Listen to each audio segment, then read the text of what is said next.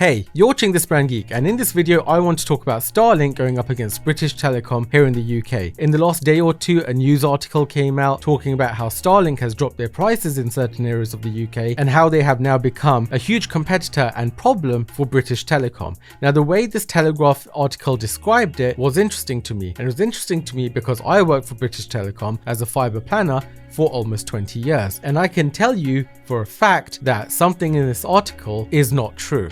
Let's get into it. Okay, so here's the post I was talking about, and then we'll get into the article and I'll show you my response to this post from the Telegraph on X. So the post from the Telegraph said, in the UK, Starlink has just started offering high-speed internet for as little as £35 a month. That is cheaper than BT's equivalent £40 service. And it says Elon Musk has parked his tanks on BT's lawn. I responded to this post and I said, I worked for BT for 20 years as a fibre network planner. Trust me when I say this, I warned them of this multiple times. Upper management didn't care at all. They were too stupid to see it coming, no matter how many times I said it.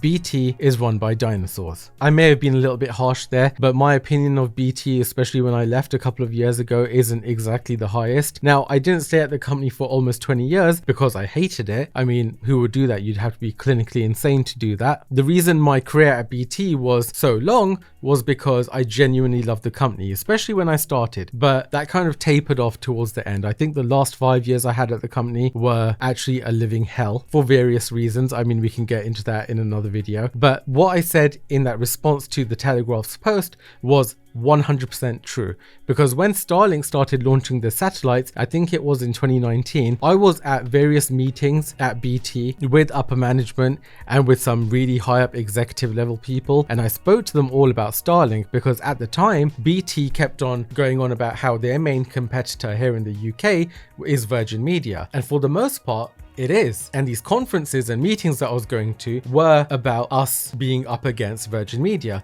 But then I kept on making a point saying, you need to stop worrying about Virgin Media because Starlink is coming and it's going to take over everything, especially in rural areas, and especially when Starlink starts offering direct to cell services. I called it 7 years ago and now it's happening, and now we've got all these news articles about how Starlink is about to eat BT's lunch. So let's take a quick look at the article from the Telegraph and then I'll tell you more about what I know about this situation. So here's the article from the Telegraph. It says Elon Musk has parked his tanks on BT's lawn.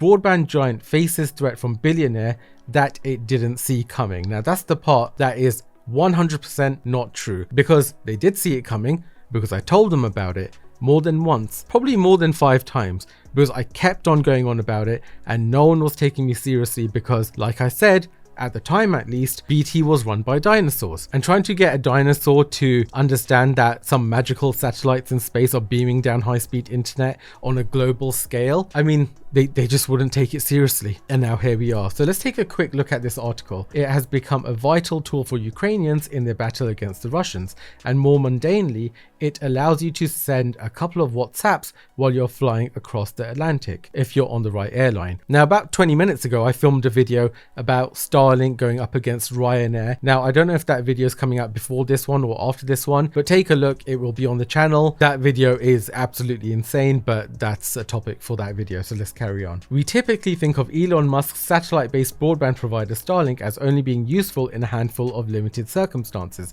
but that is starting to change. Musk is about to park his formidable tanks on the lawns of BT and the rest of Britain's internet companies, and not before time the whole market could easily be blown apart. After a dreadful few years, 2025 was a lot better for Britain's largest telecoms business, BT. The shares rose by almost 30% over the last year, and the threat of a takeover, blah blah blah. Anyways, BT's got a new CEO. Her name is Alison Kirkby. I don't know her personally. She wasn't there when I was there. But the fact remains, Starlink is becoming a formidable opponent to British telecommunications giants, especially British Telecom and the likes of Virgin Media and stuff. So what should they have done to get ahead of this? Now, I'm not saying that BT should have started launching their own satellites or anything like that, because that's just not going to happen. I mean, SpaceX is responsible for like over 90% of all payloads going to space right now, and what is it, almost 100% of trips to the International Space Station. So they just can't compete on that level. What I think that BT should have done 6 or 7 years ago is they should have formed a partnership with SpaceX way back then. I think they should have been an early investor, and they should have played the long game so they could have had a head start on all the other telecoms giants out there. That's what I was pushing for, and that is what was ultimately ignored by everyone. But has BT since then struck up a deal with Starlink? Well, the interesting thing is, yes, they have. This article came out last year. So this was on November the 6th, 2025. This is an article from ISP Review, and it goes on to say BT and EE to sell Starlink as UK rural broadband solution to customers. Now, as you may know, BT purchased EE a few years ago to form BT-EE because BT famously sold BT Cellnet ages ago, which then was bought by Telefonica in Spain, I think, and then they rebranded it as O2, and then O2 became massive, and then BT, the biggest telecoms provider in the country, didn't have a mobile network, so then BT went on to buy EE, which was formerly known as T-Mobile, and now they have BT-EE. So not only do you have BT offering fixed line fiber services to households in the UK, EE does the same thing, but it's all under the same umbrella of BT. So apparently, late last year, BT-EE struck a deal with Starlink for broadband services in rural areas. Right, so it was a landmark agreement to make Starlink's mega constellation of ultra-fast broadband satellites in low Earth orbit available to their consumer broadband customers in rural and remote areas where traditional fixed line infrastructure is economically unviable or geographically challenging to build. Now, I've got first-hand experience of that. Like I said, I was a fiber access network planner for BT, and what you need to understand is, to get fiber internet to your house or to a business, though I dealt with businesses, not residential, but whatever, same kind of principle applies, that fiber cable is an actual solid fiber cable that is provided from a BT exchange all the way to a node out in the street, and then all the way to your customer or your house. And these fibers are thinner than a human hair, and then you have bundles of fibers, and it's a whole thing. I don't want to get too technical in this video. The way they used to do it was really cool, actually. I'll tell you this bit. We would blow fibers to the customer. So you'd have a node out in the street in one of those BT boxes that you see in the ground, and then coming off that node would be cables, and inside the cables were just empty tubes, basically straws. So you'd have like a 7 tube, which is essentially a cable with 7 tubes in it, and then you would blow a fiber to a customer. So when you're laying cables to provide fiber to a customer, let's say you wanted to provide fiber to, I don't know, Starbucks, let's say, just for example, then you'd get one of those tubes all the way from that node out in the street through ductwork in the ground to Starbucks, and the cable that you would essentially bring into their building is an empty cable with tubes in it. Then what you would do is you'd go back to the node, which could be like 2,000 meters away or 1,000 meters or whatever, and you'd connect an air compressor to it with a bundle of fibers, and you'd blow it through the tube, and that fiber is like on a coil, and it would just go whizzing through the tube, and eventually it would pop out at the customer's end, where a fiber engineer would splice the fibers and then terminate it in the customer's communications rack. And that's how it worked for the longest time, and I really liked that because it was really flexible. But before I left BT, they had moved over to solid fiber cable. So instead of installing empty tubes everywhere, which was really flexible and easy to work with, they had opted to go with solid fiber cable. So you'd actually lay fibers in the ground and you wouldn't be blowing fibers anymore. Anyways, that was a bit of a tangent. I hope you found that interesting. The point of that was to get fiber to rural houses and businesses is extremely difficult because you physically have to get that fiber in the ground. Now, as you know, in this country, getting things done takes a really long time. You have various councils that you have to go through. I was dealing with councils and stuff all the time where you have to get special permissions to close a road or get traffic lights put in place. I was probably responsible for so many tailbacks of traffic in London and the surrounding areas, but it's not my fault. Things take so freaking long. Another way to get fiber to people is with the overhead network. So you have fiber cables on the BT poles outside, which is how a lot of providers in the UK are doing it these days. For example, Community Fibre uses the overhead network for the most part. So they have a fiber drop cable that literally comes to your house from one of the BT poles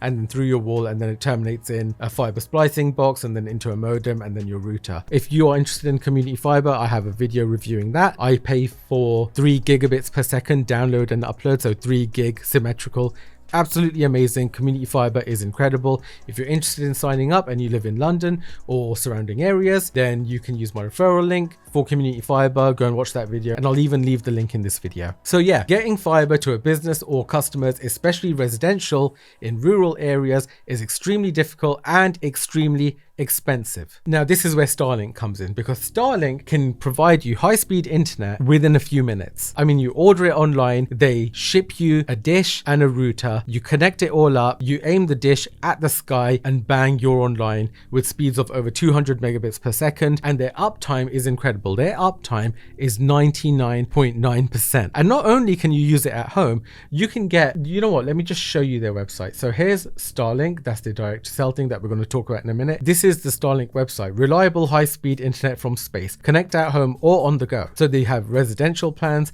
and they have roaming plans. So if you're like a digital nomad or someone that lives in a caravan, or if you're always traveling, you can get one of their roaming plans which start at £50 per month, and you can have that dish mounted on the top of your car or your truck or your caravan or whatever, and you'll have high-speed internet everywhere you go. It's actually insane. But if you have it at home, then obviously you just mount the dish outside your house and away you go. As you can see at the top of their page right here, it says residential service starting at £35 per month in select areas. Now I live in London. I had a look, and for me it was £75 per month because there's high demand in the area right now. But then I looked at some postcodes way outside of London. I looked at a postcode in Thetford, for example, and in that area you can get Starlink for £35 a month with no setup fee, and you get free professional installation for £35 a month. They're not even charging you for the dish or the router anymore. I think that used to cost a few £100s before, but now it's all inclusive, and you can even have a 30-day free trial. So let's say if we go to residential, and let's just type in Thetford because that's where I saw it. Okay, here we go. So their max plan is £75 a month, and then they have a 200 megabits per second plan for £55 a month, and then the £35 a month plan is 100 megabits per second. Or actually a £75 installation fee. Sorry, I was wrong about that a minute ago. If you want free installation, then you need to go for the 200 megabits per second plan for £55 a month.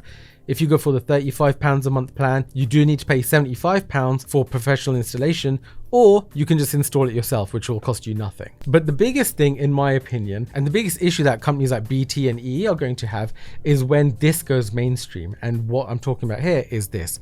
Starlink direct to cell. Now they already offer this service. This is a real thing that's already happening. In my opinion, this isn't exactly mainstream yet, but when it does go mainstream, just picture this and humor me here for a second.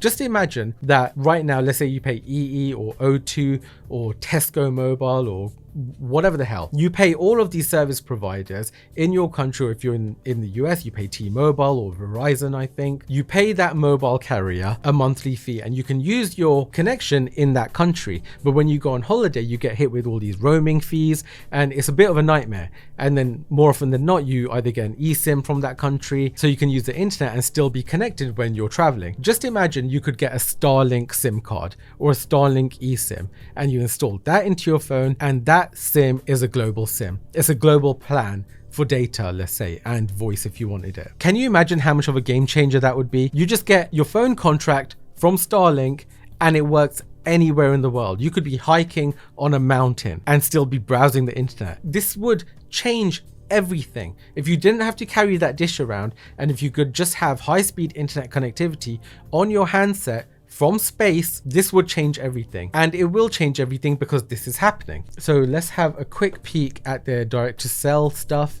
On their website, continuous coverage. Direct to cell is the largest 4G coverage provider on Earth.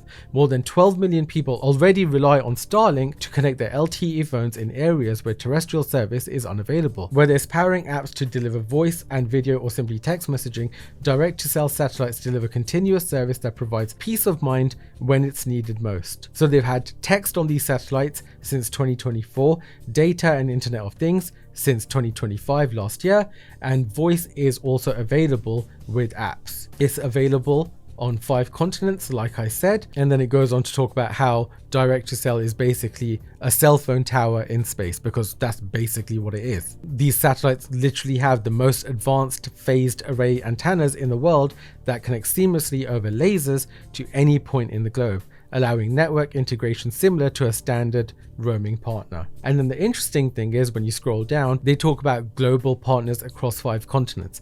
And for the UK, they mention Virgin Media O2. So Virgin Media O2 has obviously struck a deal with Starlink to offer O2 satellite, as they're calling it. And like I showed you earlier, BT and EE have struck the same deal. So you'll be able to hopefully soon get, as part of your phone contract, a roam anywhere plan or something similar. And that's why this is such a big deal. So I think the Telegraph article wasn't entirely accurate because they said they didn't see it coming. They did know about it because I told them about it and I did make some noise about it. And of course they knew that it was coming because last year they struck a deal with Starlink, even though I think they should have been early investors and they should have got in 7 years ago. Like I said, my opinion of BT as a company isn't exactly the best right now. I have a lot of respect for some of the people who work there, even though most of the people that I knew there have now retired. I won't talk much more about upper management at BT in this video. Maybe I'll save that for another video if I really want to rant about something. But yeah, I just wanted to give you my opinion on this situation that's being reported on media outlets right now about Starlink versus British Telecom, because I used to work there and I know pretty much everything there is to know about fiber internet to businesses and residential in the United Kingdom, and by extension it probably works similarly throughout the world. So Starlink is a threat to telecommunications providers throughout the world, but I do think they will strike up partnerships like they have done with BT, EE and Virgin Media O2, and I think that's kind of how it will be. But if Starlink does decide to release a direct to sell plan that they sell direct to the customer, where you can get one SIM card that just works globally, I think that will really disrupt the entire industry. And yeah, if I was a telecommunications giant, this is easily the biggest threat to the entire industry. It really is. But yeah, that's pretty much all I have to say about that. Maybe I've missed something. This video, of course, is not scripted. I'm just kind of going off the cuff and I thought it was something interesting, so I wanted to talk to you about it. If you found this video entertaining or interesting, or if you learned something, please give it a like and do consider subscribing if you haven't already. You've been watching This Brand Geek. I'll catch you in the next video.